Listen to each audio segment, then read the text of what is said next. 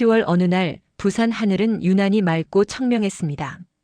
높고 푸른 하늘 아래로 펼쳐진 광안리 바다는 햇살을 받아 은빛으로 반짝이고 있었어요. 오션뷰 리조트 앞에 은색 제네시스가 조용히 멈춰섰죠. 차에서 내린 남자는 70대 초반의 박준호 회장이었습니다.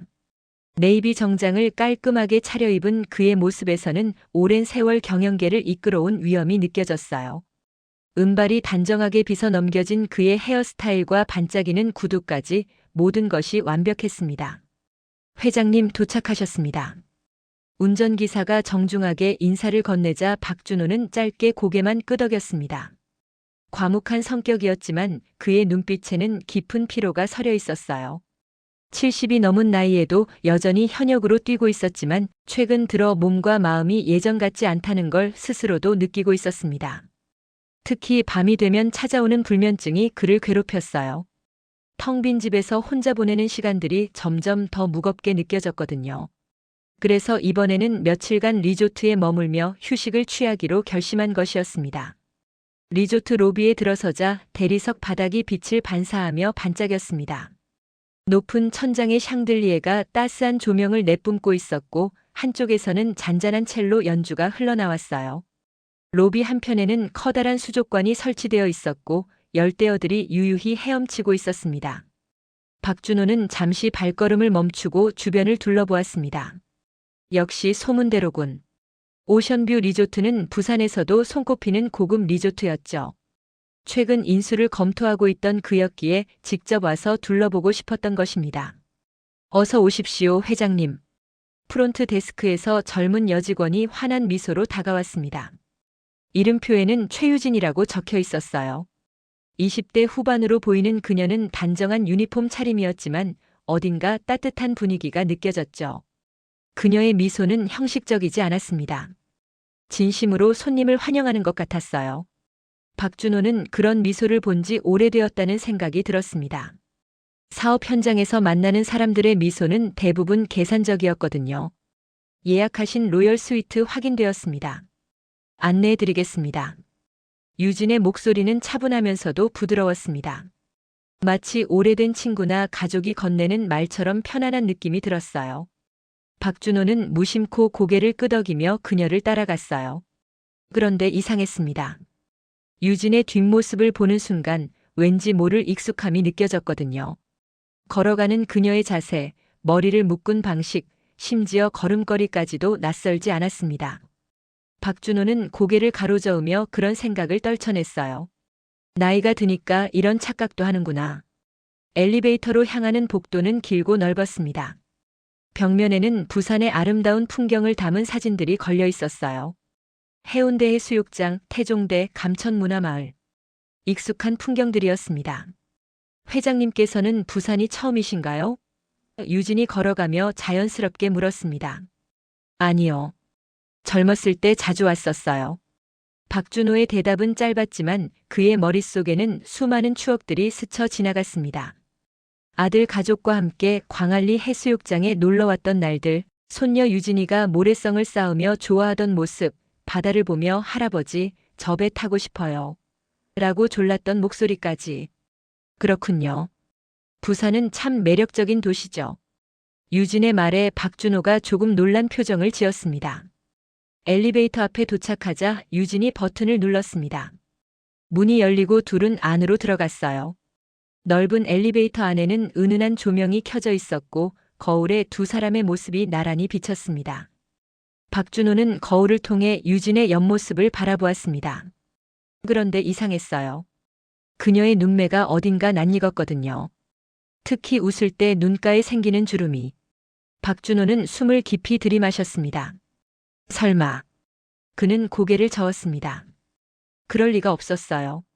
18년 동안 그렇게 찾아 헤맸는데 찾지 못했던 손녀가 이런 곳에 있을 리가요. 엘리베이터가 올라가는 동안 유진이 말을 건넸습니다. 오늘 날씨가 참 좋죠? 가을 바다가 이렇게 아름다운 날엔 리조트 옥상. 테라스에서 차 한 잔 드시는 것도 좋을 것 같아요. 그런가요? 박준호의 대답은 짧았지만 그는 유진의 말투에서 뭔가 다른 느낌을 받았습니다. 다른 리조트 직원들과는 달리 그녀에게서는 진심이 느껴졌거든요. 마치 오랜 친구나 가족이 건네는 말처럼요. 네, 특히 오후 4시쯤에 가시면 딱 좋아요. 해가 서쪽으로 기울면서 바다가 황금빛으로 물드는 모습이 정말 아름다워요. 유진의 목소리에는 이곳을 진심으로 사랑하는 마음이 담겨 있었습니다. 박준호는 그런 그녀가 어딘가 대견하게 느껴졌어요. 저희 리조트는 18년 전에 처음 문을 열었는데 그때부터 지금까지 많은 분들이 찾아주고 계세요. 유진이 자랑스러운 듯 말을 이었습니다. 18년 전. 그 말을 듣는 순간 박준호의 가슴이 덜컥 내려앉았습니다.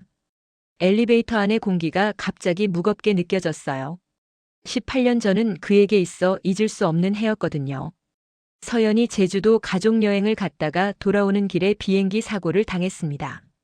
그 끔찍한 사고로 두 사람은 즉사했고 6살 손녀 유진이는 사고 현장에서 실종되었어요. 박준호는 지금도 그날을 생생하게 기억했습니다. 공항에서 받은 급박한 전화, 사고 현장으로 달려갔던 그 긴 시간, 그리고 손녀의 신발 한 짝과 찢어진 옷 조각만을 발견했을 때의 절망감까지. 회장님, 괜찮으세요? 유진의 걱정스러운 목소리가 들렸습니다. 박준호가 갑자기 창백해진 얼굴로 엘리베이터 벽을 짚고 있었거든요. 아, 네. 괜찮습니다. 조금 피곤해서요. 박준호는 애써 미소를 지으며 대답했습니다.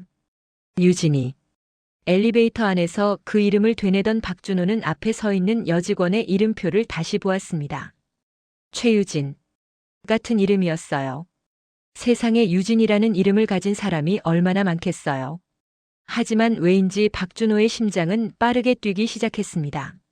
나이도 비슷하고 부산이라는 지역도 의미심장했어요. 엘리베이터가 최상층에 도착했다는 신호음이 울렸습니다. 층수 표시 등에 P라는 글자가 빛났어요. 펜트하우스 층이었습니다. 문이 열리자 유진이 먼저 나가며 손짓했습니다. 이쪽입니다, 회장님. 복도는 일반 층과는 확연히 달랐습니다. 더 넓고 더 고급스러웠어요. 벽면에는 유명 화가의 작품들이 걸려 있었고 복도 중간중간에는 고급 화분들이 놓여 있었습니다.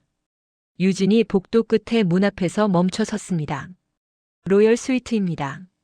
그녀가 카드키를 꺼내며 말했습니다. 저희 리조트에서 가장 좋은 객실이에요. 카드키를 갖다 대자 경쾌한 소리와 함께 문이 열렸습니다. 유진이 문을 활짝 열고 박준호를 안으로 안내했어요. 필요하신 것이 있으시면 언제든 연락 주세요. 제가 담당으로 모시겠습니다. 유진이 밝게 웃으며 말했습니다. 박준호는 천천히 방 안으로 들어갔습니다. 넓은 거실과 침실, 그리고 부산 앞바다가 한눈에 내려다 보이는 커다란 창문이 있는 스위트룸이었어요. 유진이 문을 나간 후 박준호는 한참 동안 그 자리에 서 있었습니다.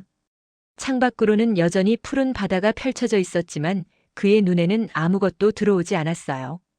그는 천천히 소파로 걸어가 앉았습니다. 가슴이 두근거렸어요. 방금 전 만났던 여직원 유진. 그녀에게서 느꼈던 묘한 친근함이 계속 머릿속을 맴돌았습니다. 박준호는 서류 가방을 열어 오래된 가죽 지갑을 꺼냈습니다. 지갑 안쪽 비밀칸에는 작은 사진 한 장이 소중히 보관되어 있었어요. 사진 속에는 6살 손녀 유진이가 환하게 웃고 있었습니다. 유진아. 박준호는 사진을 쓰다듬으며 중얼거렸습니다. 사진 속 아이의 미소와 방금 전 만났던 유진의 미소가 겹쳐졌어요. 웃을 때 눈꼬리가 살짝 내려가는 모습, 입꼬리가 올라가는 각도까지 너무나 닮아 있었습니다. 시계를 보니 오후 3시였습니다. 비서 이상무에게 전화를 걸어야 했어요. 더 이상 이 의심을 혼자 간직할 수 없었습니다. 휴대폰을 꺼내 번호를 눌렀습니다. 신호음이 2번 울린 후 이상무가 받았어요. 네, 회장님. 이상무, 급한 일이 생겼네. 박준호의 목소리는 평소와 달리 약간 떨리고 있었습니다. 부산 지역 보육원들 중에서 18년 전 기록을 조사해보게, 그리고 최유진이라는 사람에 대해서도 상세히 알아봐. 최유진이요? 혹시 무슨 일이? 이상무가 조심스럽게 물었습니다. 지금은 설명할 수 없네. 하지만 매우 중요한 일이야. 박준호가 창밖을 바라보며 말했습니다. 특히 18년 전쯤 입소한 6살 정도의 여자아이 기록을 중점적으로 찾아봐 해운대구에 있는 보육원들을 우선적으로 조사하고 알겠습니다, 회장님. 언제까지 필요하십니까? 최대한 빨리. 늦어도 내일 아침까지는 보고받고 싶네. 전화를 끊은 후 박준호는 창밖을 바라보았습니다. 이제 해가 서쪽으로 기울기 시작했어요. 오후의 햇살이 바다 위에 황금빛 길을 만들어내고 있었습니다. 정말 우리 유진이일까? 아니면 내가 너무 간절해서 착각하는 걸까? 박준호는 소파에서 일어나 미니바로 갔습니다. 위스키 한 잔을 따라 한 모금 마셨어요. 따뜻한 액체가 목구멍을 타고 내려가면서 긴장된 몸을 조금 풀어주었습니다. 그는 다시 창가로 가서 바다를 바라보았습니다. 저 멀리 광안대교가 보이고 그 너머로 수평선이 펼쳐져 있었어요. 요트 몇 척이 한가롭게 물결을 가르며 지나가고 있었습니다. 시간이 천천히 흘러갔습니다. 해가 점점 낮아지면서 하늘이 주황빛과 분홍빛으로 물들기 시작했어요. 구름들이 노을을 받아 불타는 듯한 색으로 변했고 바다 전체가 황금빛으로 반짝이기 시작했습니다. 박준호는 그 광경을 보며 18년 전을 떠올렸습니다. 손녀 유진이와 함께 제주도 여행을 계획했던 날들.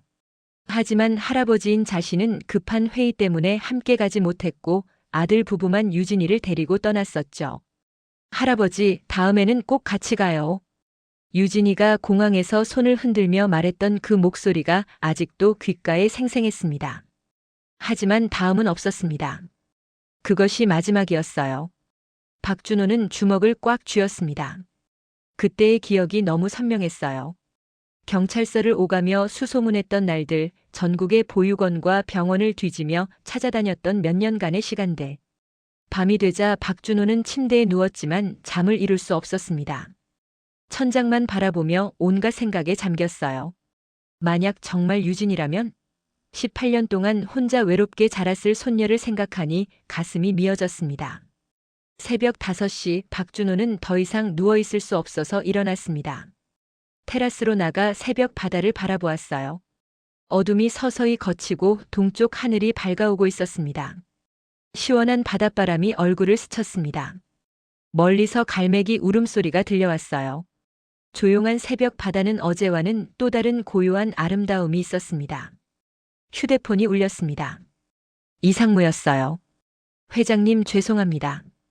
이른 시간에 전화드려서요. 하지만 중요한 정보를 찾아서 바로 보고드립니다. 괜찮네. 어떤 내용인가? 박준호의 심장이 빠르게 뛰기 시작했습니다. 회장님, 중요한 정보를 찾았습니다. 이상무의 목소리에 긴장감이 실려 있었습니다. 18년 전 6살 정도로 추정되는 여자아이가 해맑음 보육원에 입소했다는 기록이 있습니다.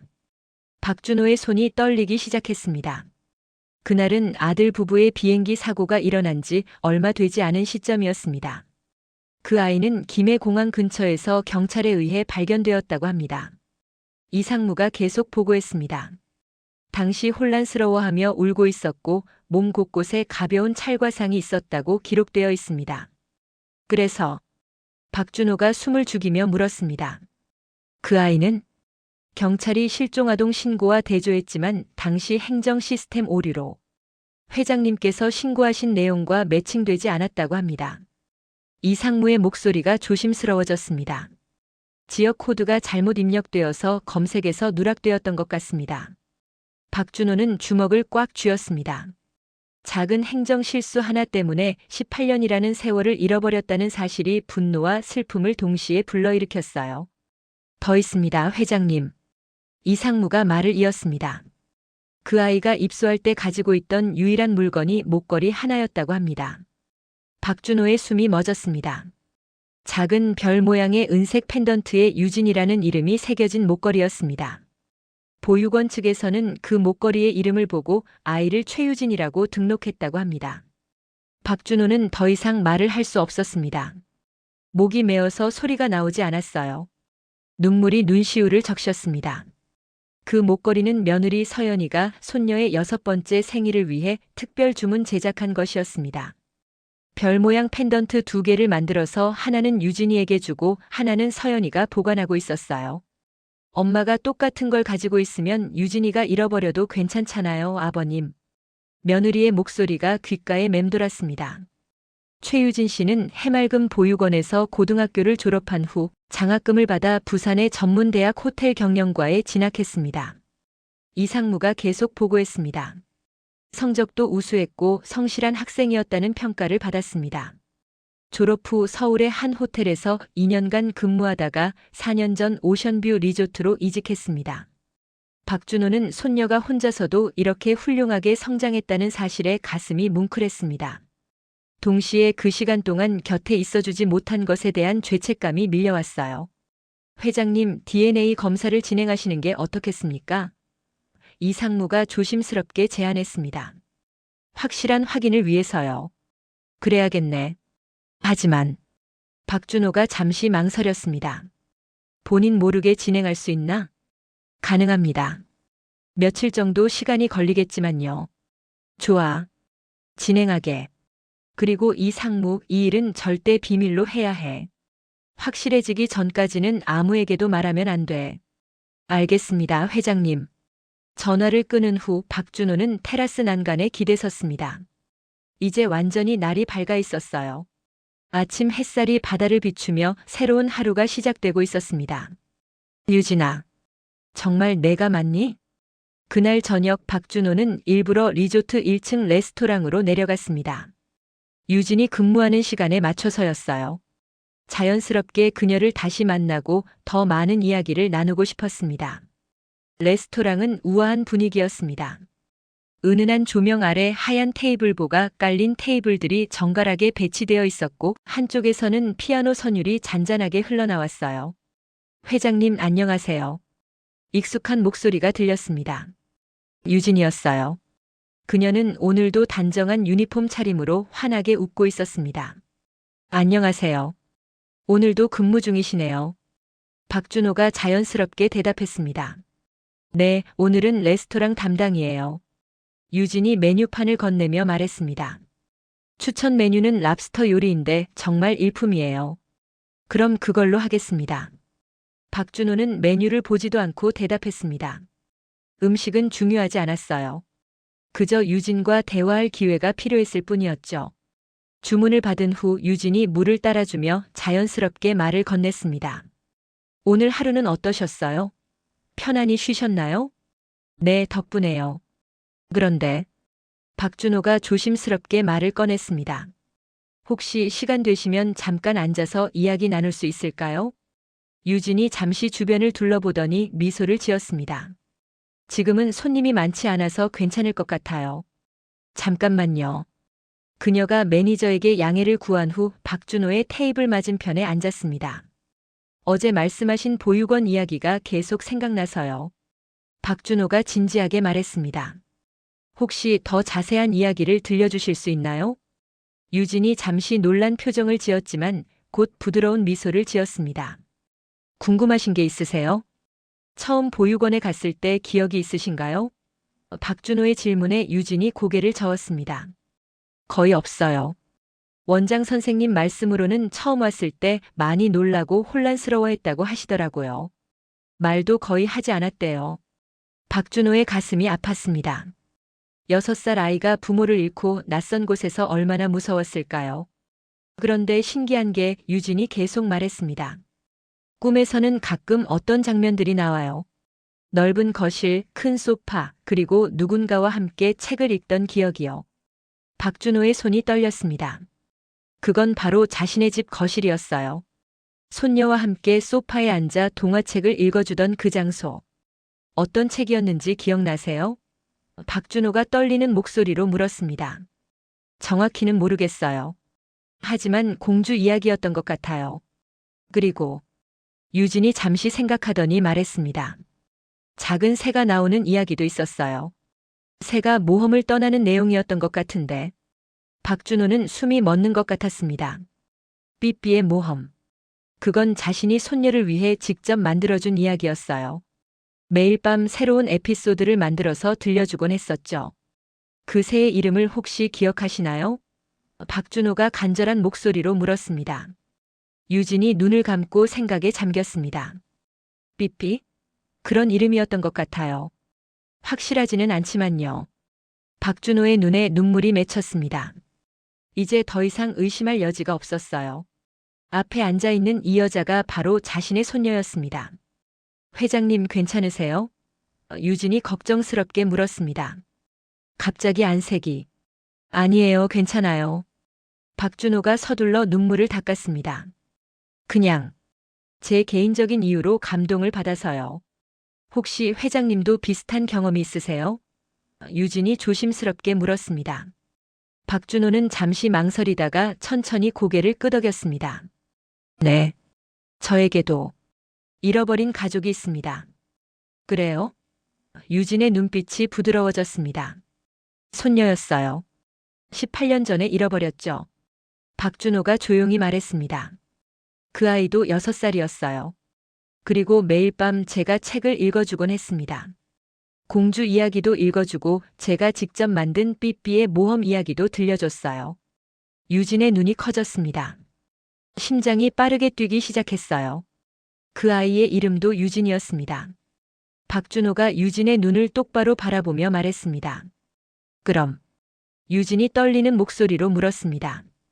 혹시 그 손녀분이 저일 수도? 박준호가 주머니에서 작은 사진을 꺼냈습니다. 6살 유진이가 환하게 웃고 있는 사진이었어요. 목에는 별 모양 목걸이가 걸려 있었습니다. 이 아이예요.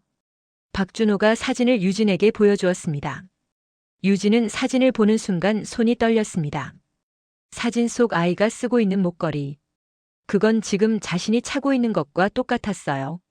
이 목걸이. 유진이 자신의 목을 만지며 중얼거렸습니다. 그래요. 박준호가 눈물을 흘리며 말했습니다. 그 목걸이는 특별 주문 제작한 거예요. 세상에 단 2개밖에 없는 목걸이였죠. 하나는 손녀가 차고 하나는 엄마가 보관하고 있었어요. 유진의 눈에서도 눈물이 흘러내리기 시작했습니다. 그런데 18년 전 사고가 나고 박준호의 목소리가 떨렸습니다. 손녀는 사라졌고 아무리 찾아도 찾을 수 없었어요. 주변 손님들이 이상하게 쳐다보기 시작했지만 두 사람은 신경 쓰지 않았습니다. DNA 검사를 하면 확실히 알 수 있겠지만 박준호가 유진의 손을 잡으며 말했습니다. 내 마음은 이미 확신하고 있어요. 당신이 바로 내 손녀 유진이라는 것을요. 유진은 더 이상 말을 할 수 없었습니다. 18년 동안 꿈에서만 들었던 목소리, 따뜻하게 자신을 부르던 그 음성의 주인공이 바로 눈앞에 있었어요. 하지만 확실한 증거를 위해 검사를 진행하는 중입니다. 박준호가 덧붙였습니다. 며칠만 기다려주세요. 그때까지는 다른 사람들에게 이 이야기를 하지 말아주세요. 유진이 눈물을 흘리며 고개를 끄덕였습니다. 그날 밤 박준호는 객실로 돌아와 창밖을 바라보았습니다. 광안대교의 조명이 켜지면서 밤바다를 아름답게 수놓고 있었어요.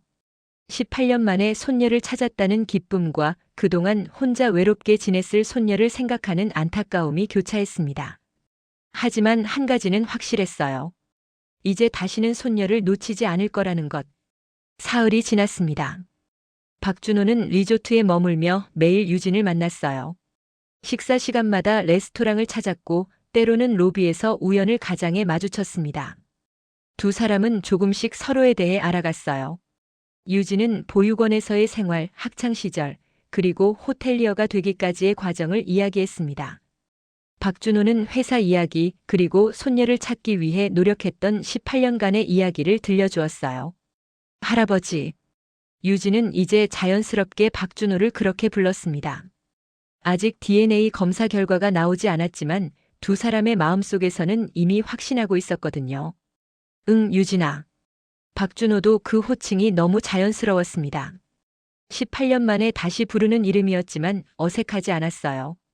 그날 오후 박준호의 휴대폰이 울렸습니다. 이상무였어요. 회장님, DNA 검사 결과가 나왔습니다.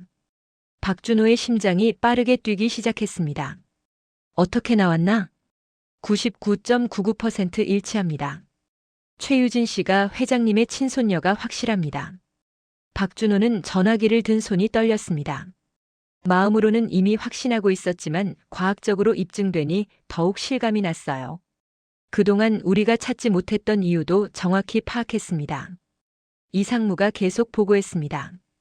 당시 보육원에서 경찰에 신고할 때 행정구역이 잘못 기재되어서 저희가 수소문했던 지역과 다른 곳으로 분류되었습니다. 또한 최유진이라는 새로운 이름으로 등록되면서 박유진이라는 본명과 연결되지 않았던 겁니다. 그런 일이 박준호는 안타까웠습니다. 작은 행정 실수 하나 때문에 18년이라는 긴 시간을 잃어버린 것이었어요. 회장님 축하드립니다. 드디어 손녀분을 찾으셨습니다. 전화를 끊은 후 박준호는 즉시 유진에게 연락했습니다. 유진아, 저녁에 시간 있니? 꼭 만나야 할 것 같아서. 네, 할아버지. 7시에 근무 끝나요. 그날 저녁 7시 박준호는 리조트 근처의 조용한 한식당을 예약했습니다. 프라이빗한 룸에서 편안하게 이야기할 수 있는 곳이었어요. 유진이 도착했을 때 박준호는 이미 자리에 앉아 기다리고 있었습니다. 그의 눈은 붉어 있었어요. 감정을 추스르느라 애쓴 흔적이 역력했습니다. 할아버지, 무슨 일 있으세요? 유진이 걱정스럽게 물었습니다. 앉아라, 유진아. 박준호가 유진을 자리에 앉히며 말했습니다. 오늘 너에게 중요한 이야기를 해주고 싶어서. 박준호는 주머니에서 봉투를 꺼냈습니다. DNA 검사 결과서가 들어있었어요. 이게 뭐예요? 유진이 봉투를 받아들며 물었습니다. 우리가 정말 할아버지와 손녀 사이가 맞는지 확인해 본 검사 결과야. 유진이 서류를 꺼내 읽기 시작했습니다. 손이 떨렸어요. 친족관계 확률 99.99%라는 문구가 눈에 들어왔습니다. 이게 정말. 유진이 말을 잇지 못했습니다. 그래, 유진아. 이제 확실해졌어. 박준호가 유진의 손을 잡았습니다. 너는 내 손녀가 맞아. 18년 동안 찾아 헤맸던 내 소중한 손녀란다. 유진의 눈에서 눈물이 쏟아지기 시작했습니다. 18년 동안 궁금했던 자신의 정체성, 어디선가 자신을 찾고 있을 거라고 믿었던 가족. 그 모든 것이 현실이 되는 순간이었어요. 할아버지. 유진이 떨리는 목소리로 말했습니다. 정말 제가 할아버지 손녀가 맞나요? 그래, 내 소중한 유진이가 맞아. 박준호도 눈물을 흘렸습니다. 할아버지가 늦어서 미안해. 더 빨리 찾았어야 했는데. 아니에요. 유진이 고개를 저었습니다. 할아버지 잘못이 아니에요. 이렇게라도 다시 만날 수 있어서 감사해요. 두 사람은 한참 동안 서로의 손을 잡고 울었습니다. 18년이라는 긴 시간 동안 떨어져 있었지만 혈육의 정은 여전히 이어져 있었어요. 유진아, 너의 원래 이름은 박유진이야. 박준호가 조심스럽게 말했습니다. 보육원에서 최유진으로 등록되었지만 너는 박준호의 손녀 박유진이란다. 박유진. 유진이 그 이름을 되뇌었습니다. 왠지 모르게 편안하고 익숙한 느낌이 들었어요. 박준호는 주머니에서 또 다른 작은 상자를 꺼냈습니다.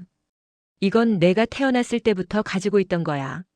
상자를 열자 별 모양 목걸이가 들어 있었습니다. 유진이 차고 있는 것과 똑같은 목걸이였어요. 이 목걸이는 내 엄마가 내 6번째 생일 선물로 준비한 거야. 박준호가 설명했습니다. 똑같은 걸 2개 만들어서 하나는 내가 차고 하나는 엄마가 보관하기로 했지. 내가 잃어버릴까봐 걱정해서였어. 유진이 자신의 목걸이를 만지며 물었습니다. 그럼 제 엄마는 지금 어디 계세요? 박준호의 표정이 어두워졌습니다. 유진아, 내 부모님은 18년 전 그 사고로 하늘나라에 가셨단다. 유진은 예상했던 대답이었지만 직접 듣게 되니 가슴이 아팠어요. 하지만 슬프기보다는 담담했습니다. 어쨌든 자신에게는 할아버지가 있었으니까요. 괜찮아요, 할아버지. 유진이 미소를 지었습니다. 저에겐 할아버지가 계시잖아요. 그것만으로도 충분해요. 박준호는 손녀의 긍정적인 모습에 감동받았습니다. 어려운 환경에서도 이렇게 밝고 강하게 성장한 손녀가 자랑스러웠어요. 유진아, 이제 할아버지와 함께 살자. 박준호가 제안했습니다. 서울에 있는 우리 집으로 가자. 내 방도 그대로 보존되어 있어.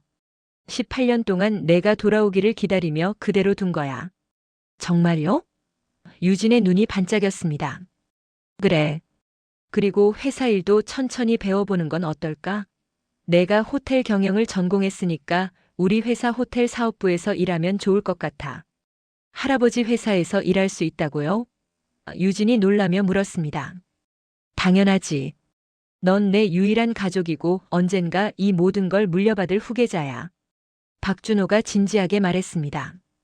유진은 갑자기 모든 것이 바뀌는 상황에 어리둥절했지만 동시에 가슴이 벅차올랐습니다. 18년 동안 혼자였던 자신에게 이제 진짜 가족이 생긴 거예요. 하지만 천천히 하자. 박준호가 유진의 어깨를 다독이며 말했습니다. 급하게 모든 걸 바꿀 필요는 없어. 우리에겐 앞으로 평생의 시간이 있으니까. 네, 할아버지. 유진이 환하게 웃었습니다. 그날 밤 두 사람은 리조트 테라스에서 함께 야경을 바라보았습니다. 광안대교의 조명이 아름답게 빛나고 있었고 별들이 하늘에 가득했어요. 유진아, 저 별들을 봐. 박준호가 하늘을 가리키며 말했습니다. 내 엄마 아빠도 저 위에서 우리를 보고 있을 거야. 우리가 다시 만난 걸 기뻐하시면서. 네, 할아버지.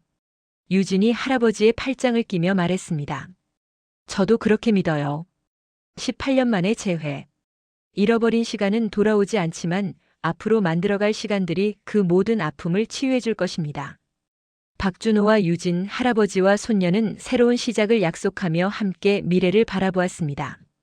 밤하늘의 별들이 그들의 재회를 축복하듯 더욱 밝게 빛나고 있었습니다. 18년 만에 재회한 할아버지와 손녀의 감동적인 이야기 어떠셨나요? 포기하지 않는 사랑과 믿음이 만들어낸 기적 같은 순간이었습니다. 이 영상이 마음에 드셨다면 구독과 좋아요 부탁드리고 댓글로 여러분의 생각을 나눠주세요. 다음에도 더 감동적인 이야기로 찾아뵙겠습니다. 감사합니다.